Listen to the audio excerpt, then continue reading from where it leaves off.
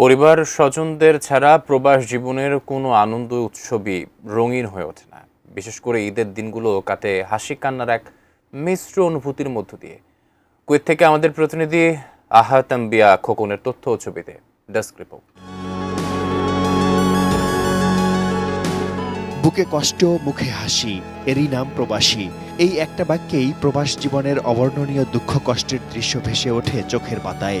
জীবিকার তাগিদে পরিবার ও স্বজনদের কাছ থেকে বছরের পর বছর দূরে থাকা তাদের সঙ্গে যে কোনো উৎসব, বিশেষ করে ঈদের আনন্দ ভাগাভাগি করার সুযোগ থাকে না প্রবাসীদের জীবনে।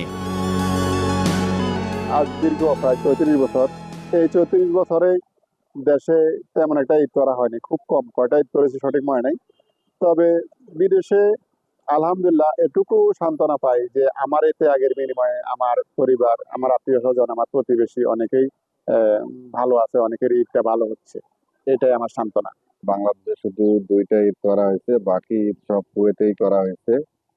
আসলে ঈদ আসলেই টিকিটের দাম বৃদ্ধি হওয়ার কারণে আমরা অনেকেই চাইলে যেতে পারি না বাংলাদেশে, এবং বিভিন্ন ফ্যামিলির ঝামেলা থাকার কারণে যেতে পারি না।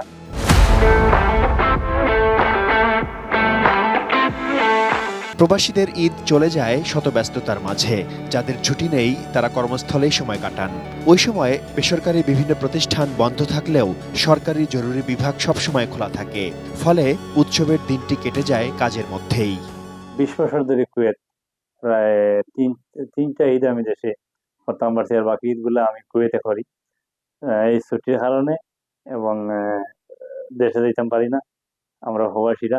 এটাই আমাদের ব্যর্থতা, যে আমরা পারিবারিক সমস্যা, ডিউটির সমস্যা, মালিকানা সমস্যা।